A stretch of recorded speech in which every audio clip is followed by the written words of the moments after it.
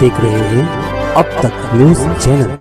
Unique academy computer and coaching classes, जहां nursery और junior senior KG classes से लेकर 11वीं और 12वीं जमातों के लिए कोचिंग क्लासेस जारी हैं।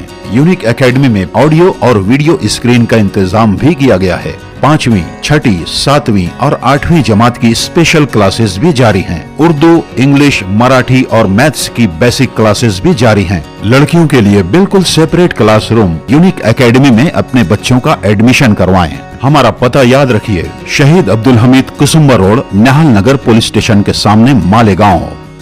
आज की इस बाबरकत मजलिस के सदर मोहतरम हाजी खलील जुम्मन साहब, मंच पे तशरीफ फरमा,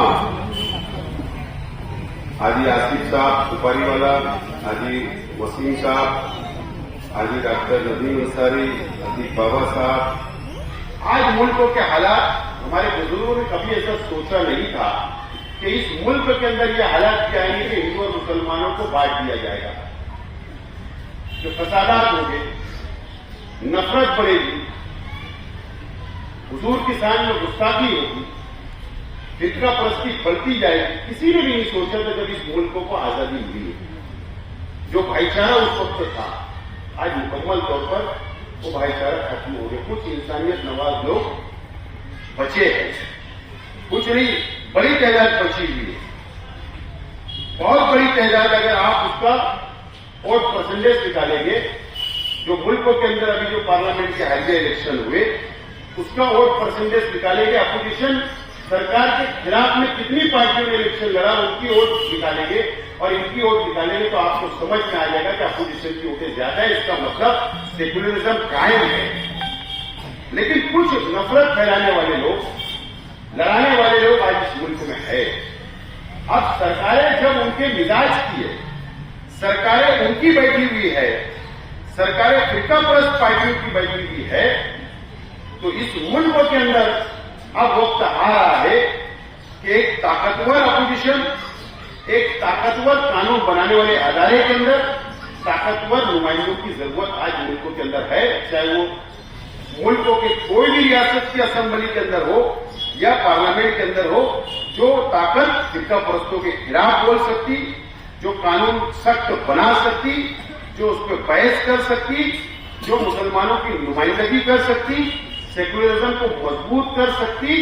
ये ऐसे हालात के अंदर आज हम सब लोगों को, आने वाले नस्ल, नौजवानों को, बुजुर्गों को और इस मुल्क के अंदर, इस महाराष्ट्र के अंदर अब हम सबको सोचना पड़ेगा, एक मजबूत और क्यादत पहुंचाने की जरूरत है कानून साज अदारों के अंदर। ये सिर्फ मैं मेरे लिए बोल रहा, ऐसा नहीं, मैं महाराष्ट्र की बात कर रहा हूं, मुल्कों के अंदर मैं बात कर रहा हूं, क्योंकि हम बहुत करीब से जान रहे हैं। आज अगर किसी ने दाढ़ी, टोपी, कुर्ता पैजामा पहन लिया, ट्रेन से सफर कर रहा, अभी पिछले दिनों एक बुजुर्गों को देखो, मॉब लिंचिंग किस तरीके से उनकी बदतमीजी उनके साथ की गई, उनको मारा गया। आज डर पैदा हो गया। कोई भी मजहबी रिवाज में अगर जाता है तो उसको डर महसूस होने लगा कि मेरे साथ ऐसा ना हो। कहीं वो सफर में जा रहा है तो उसको डर होने लगा कि मेरे साथ काश ऐसा ना हो। अगर कोई फैमिली के साथ जा रहा, बुर्का पहन के अगर हमारी घर की ख्वातीन हमारे साथ है, उसको डर लगा हुआ है। इस तरीके के हालात इस मुल्क के अंदर बन रहे हैं। लेकिन आज वक्त इस बात की है कि हमको बहुत संजीदगी से, जज्बात से नहीं, ऐसा नहीं किसी ने अपने साथ ऐसा किया तो हमको उसको वैसा ही जवाब देना जरूरी नहीं है। बहुत समझदारी से, कानून का सहारा लेकर आज हम लोगों को हालात से सामने रखते हुए हम लोगों को फैसला करना पड़ेगा, जब जाकर हम इस मुल्क के अंदर दोबारा भाईचारा, हिंदू मुस्लिम एकता हम लोग ला सकते हैं। इस जाने की हम लोगों को सोचने की आज वक्त की जरूरत है। इसके लिए आज आप लोग मोतबर लोग मंच पर बैठे हुए बहुत इलाके के जिम्मेदारान हैं, यहाँ बैठे हुए इलाके के जिम्मेदार हैं, तो सोचने और समझने की हम लोगों के अंदर आज जरूरत है। वक्त के साथ साथ हम लोगों को आगे बढ़ना है। आमतौर पर जज्बाती बातें हमारे शहर के अंदर बहुत हावी जल्द हो जाती है, बहुत जल्द हो जाती है। अब 12 नंबर ही देख लो, शहीद अब्दुल हमीद रोड अभी तक चल रहा है ना। मुसीबत क्या हुई, 1 साल जेल जाना पड़ा, बैठे सामने कुछ लोग, तो जज्बात से फैसले। तो जज्बात से फैसले नहीं। ठीक है, वो एक वक्त की जरूरत थी कि हमारे हुजूर की शान में गुस्ताखी हुई तो शहर बंद था, लेकिन बाहर के लोगों ने आके फसाद के इल्जाम हमारे पे आया। लेकिन ये तमाम ही चीजें आज हम लोगों को बहुत संजीदगी से सोचना है।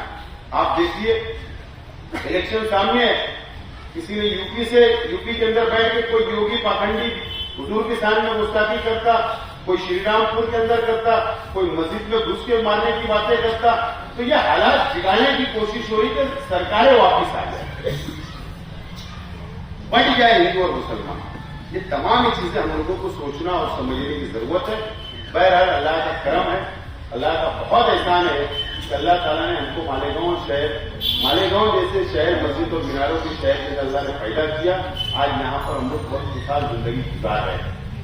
लेकिन आज अगर हम दूसरी जानिब देखेंगे कि हमारे देहातों के अंदर देखेंगे क्या हालात है मुसलमानों, आज जहां पर 50 घर, एक मस्जिद, एक मदरसा है, वहां के हालात अगर देखेंगे तो उनसे जाकर पूछिए उनकी दास्तान कि कितने खौफ से वो लोग जीते हैं। ऐसे सब तरफ हम लोगों को नजर डालने की जरूरत है, उनकी मदद करने की जरूरत है। आज हम लोगों को आगे बढ़ कर हिस्सा लेने की जरूरत है। तो ये तमाम चीजें समाजी है, दीनी है, अपना मिली फर्ज है। इसको सिर्फ उलमा नहीं बल्कि हम बैठे हुए तमाम लोगों की जिम्मेदारी है कि बढ़ चढ़कर हम लोगों को हिस्सा लेने की आज हम लोगों को जरूरत है। तो मैं बहुत ज्यादा वक्त नहीं लेते हुए, आज ये कोई सियासी मंच नहीं है। अगर सियासी मंच होता तो मेरी बातें अलग हो सकती थी, लेकिन मैं बहुत एहतियात करता हूं कि मेरी जबान से ऐसे मंच से, नहीं तो कल सुबह से बजरबाज से इनको तकलीफ शुरू सबको कि आपकी सियासी जलसा था, तो इनकी क्या रखते हुए इन्होंने हमारे को दुआएं दी, इस्तेकबाल किया। ये हमारे लिए बड़े फख्र की बात है, खुशी की बात है और हमारा हौसला बढ़ता है। मजीद काम करने की ताकत मिलती है, मजीद हौसला बढ़ता है। ये शहर के लिए और हमको बहुत काम करने की जरूरत है। अभी मैं आपको दावत देता हूं कि 13 तारीख को आने वाले संडे को शेख रशीद साहब, मरूम शेख रशीद साहब के नाम से हम लोग क्लासेस शुरू कर रहे हैं। नीट क्लासेस, प्राइमरी एजुकेशन की क्लासेस, हाई स्कूल की क्लासेस, GAA की क्लासेस। और हमारा अज़ाम है, हमारा मुस्तकबिल में फ्यूचर में MPSC और UPSC की क्लासेस हम लोग शुरू करना चाहते हैं। इसका फंड दुनिया 3 करोड़ रुपया माइनॉरिटी फंड से नूरबाग के अंदर, बर्फ वाले ग्राउंड के अंदर, खानका इलाके मस्जिद के सामने उसका संग बुनियाद 13 तारीख को शाम 5 बजे रखा जाने वाला। आपसे मैं अपील करता हूं कि आप लोग उसमें आइए। और एक खुशखबरी मैं और देना चाहता हूं। उसका हमारा मकसद ये है, मकसद कोई रुपया पैसा कमाना नहीं। मुझे पता है कि अगर एक गरीब ने सोचा मेरे बच्चे को डॉक्टर बनाना है तो उसको नीट पढ़ाना, उसको पास करवाना, उसके परसेंटेज लाना जरूरी है, उसके बगैर एडमिशन नहीं होता। लेकिन आज अगर नीट क्लासेस आप बाहर गांव जाकर देखेंगे, हमारे अपने शहर के अंदर देखेंगे तो पैकेज है 1 साल का 1,50,000, बाहर जाएंगे 2.5 लाख जैसी क्लासेस है, 1 साल की ट्यूशन क्लासेस की फीस। लेकिन ये जो क्लासेस मैं शुरू करने जा रहा हूं उसके अंदर नो प्रॉफिट नो लॉस, सिर्फ वो तनख्वाह निकल जाए टीचर की, मेंटेनेंस निकल जाए, लाइट का बिल का पैसा निकल जाए, साफ सफाई का निकल जाए, जितना रुपया उसको नज्म चलाने के लिए लगेगा उतना ही पैसा सब बच्चों पर डिवाइड करके हम लोग लेने वाले हैं। उसके अलावा कोई पैसा हम लेने वाले नहीं है। No profit no loss.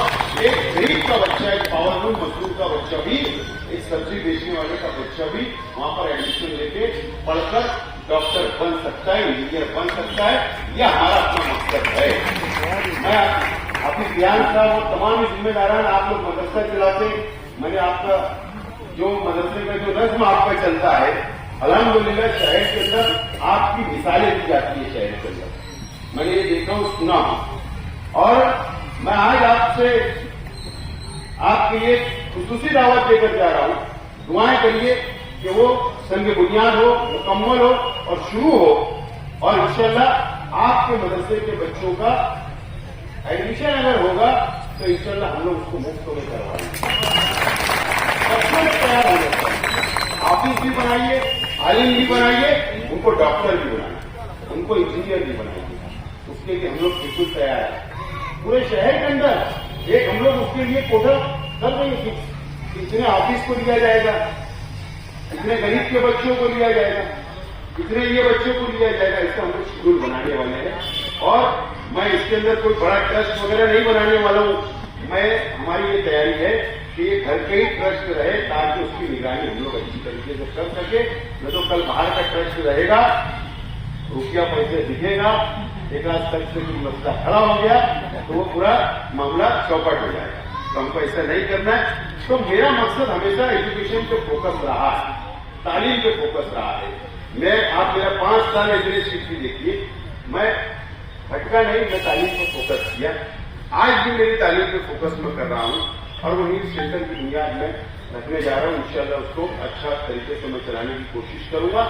ये एक हमारा प्रोग्राम है, इस प्रोग्राम के तहत हम लोग आगे बढ़ेंगे और इंशाल्लाह इसके बाद में